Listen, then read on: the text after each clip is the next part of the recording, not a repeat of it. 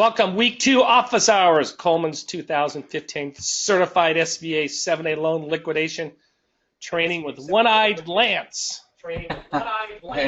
I'm the pirate instructor this week, guys.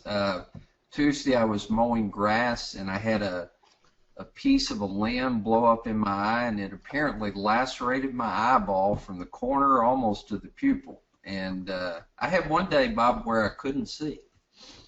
Well, but I'm getting better. You're getting better. Getting better.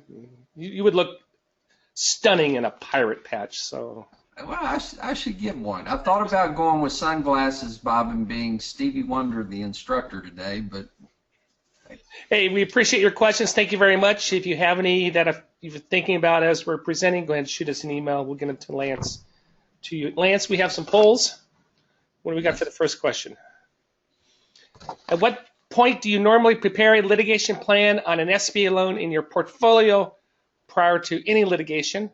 When we hit 10 grand, when we put it into liquidation, we don't bother with those stinking plans. What about that last answer, Bob? Yeah, well, never. We don't need to do that. You know, this week we covered this. We covered this in our material, and it's very important for you to get your litigation plan done, and if it needs approval, to get it submitted for approval at the appropriate time. 25% say prior to litigation, 50% say when we hit 10,000, 25% when we put into litigation, and nobody said never. So at least well, and Bob, I do want to comment. The SOP does state that if you're going to have litigation, you need a litigation plan, whether the litigation plan has to be approved by SBA or not. So if you're going to litigate your SBA borrower or guarantors, you need a litigation plan. So what's the correct answer? What's the best practice? Before any litigation. Okay, because we don't know, we may go into a situation we don't know if we're going to litigation or not. Yeah, if you suspect that litigation is on the horizon, and most loans that are in liquidation will have some type of litigation, whether it be after the guarantors or a foreclosure or going for a judgment against the guarantors. So in most cases, you're probably going to prepare a litigation plan. Okay. Question number 2. Have you ever had a receivership request on an SBA loan in liquidation? Why do you ask this question, Lance? A great follow-up on this, Bob, is have you ever had one approved? Yeah. I've had, out of about 12 attempts to get a receivership request approved, I've had one circumstance where we had a piece of property that had some environmental issues, and SBA approved it. And we did cover receivership requests this weekend in the course. The SOP very clearly states that they're for very special circumstances. And one thing that I really want to make sure and point out is don't get a receiver unless SBA has approved it. Right. One person has responded, 10% yes, and the other 90% no. Last question, what percentage of SBA loans in liquidation, in your experience, has someone who files for bankruptcy? Bob, this was just a curious question for me. It seems that every non-performing loan that I'm walking through liquidation on, at some point the guarantors have filed Chapter 7. It's almost 100% for me. Yeah, and 70% say more than 50% of the time. Makes sense to me. Yeah, from that standpoint. What's the takeaway for week 2? Well, I think the importance of preparing a litigation plan when you're supposed to, if it needs approval, making sure you get that appropriate approval. There are some cases where receiverships are appropriate. Like, example, Bob, I had one of these, a nursing home, and SBA is sensitive to those individuals who live in that nursing home, didn't want to kick them out on the street, so they approved a receivership request in that particular case. There are some circumstances where receiverships can get approved, but just understanding the process. Also understanding how to deal with settlement offers when they're received. Very good, very good. And week 3, what are you going to talk to us about? Oh, Are we going to do questions first? I'm sorry, I'm not reading the script correctly. Email question number 1. As a follow-up to my question regarding a workout plan,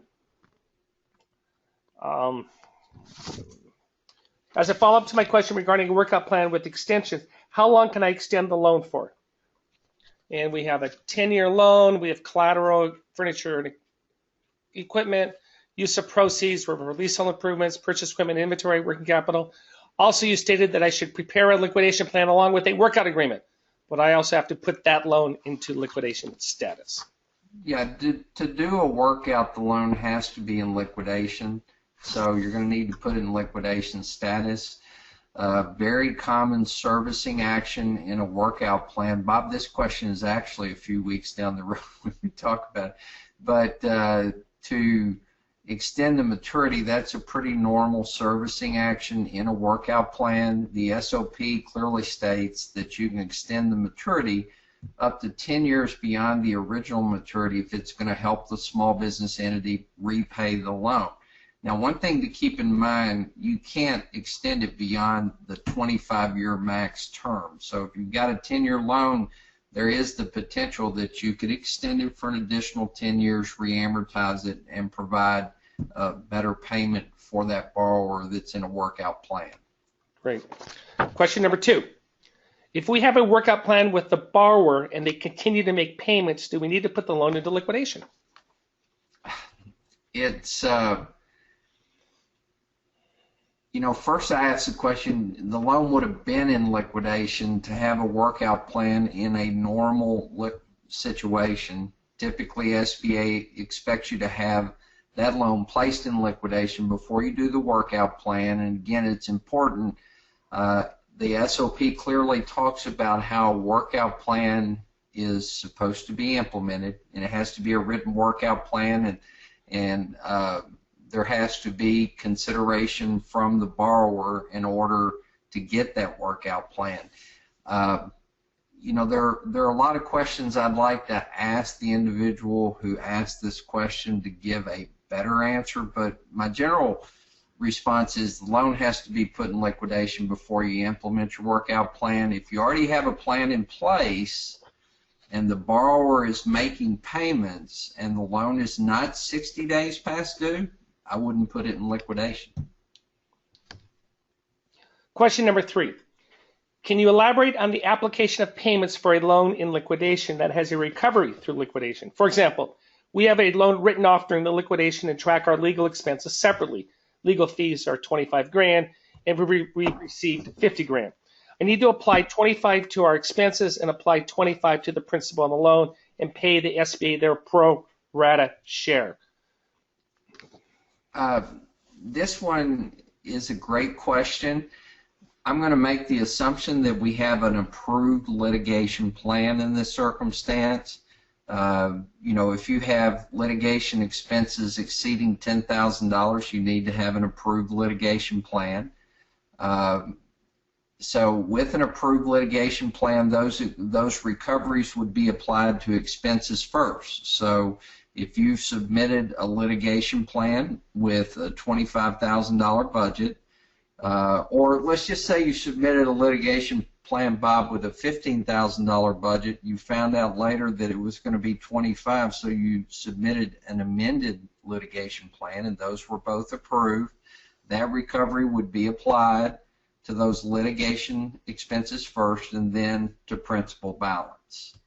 Go ahead. A couple additional comments in my email response. Typically, when you submit a litigation plan to SBA, they respond within a couple weeks. If it goes beyond the 3-week mark and you have not received a response, I encourage you to email sbalitigation@sba.gov to check on the status of your litigation plan, because if you don't have that approval, and the approval is typically just an email back from Herndon stating litigation plan's been approved, but if you don't have that approval, SBA deems that the proposed litigation plan is not applicable. So you absolutely have to have the approval. Normally, it shouldn't take more than 2 to 3 weeks. If you submit a litigation plan today and 3 weeks from today you've not received an approval email, I recommend you, again, email SBA at sbalitigation@sba.gov to check on the status of your litigation plan. Another thing, your litigation plans are reviewed and approved by district counsel. So if you know someone in your district office, SBA district office, and can find out who legal counsel is, you might be able to get a better idea of where your litigation plan is by talking to the legal counsel in the district office in your area. Lance, you may have covered this, but I know when we talked about this a year ago, I believe I asked you, what is the best way to track these expenses? The consensus was we're still on a spreadsheet. Is that still the answer? Is there a nifty program that's come out? Has SBA 1 solved this issue? Well, PCFS 2000 has a way to track your care and preservation expenses. So for those of you using a platform, and I'm sure others do, but I use PCFS 2000, and it does have a function that will help you accurately and categorically track all your care and preservation expenses, including legal expenses. Great, thank you. Outside of that, Bob, spreadsheet. Week 3, what are we going to learn? Well, week 3, we're going to take a look at care and preservation expenses. It's kind of interesting, Bob. Our questions kind of was a segue for week 3. We're going to look at how to account for care and preservation expenses, how to deal with legal expenses, account for them, and how to get reimbursed. I see a lot of mistakes made in this area, so this is a very important week for everybody to dig in and really wrap your arms around the material, because it's not uncommon, Bob, for people to come to me and they've spent $30,000 and never gotten the appropriate approvals in place to get reimbursed for those. When you submit those with your purchase demand kit, SBA is going to deny them. Very good, very good. Gentlemen, do we have any outstanding questions? We're clear. Hey, Lance, enjoy your weekend. Feel better. Take care of the eye. We'll talk to you next Friday. See you next week. Thank you you all very much.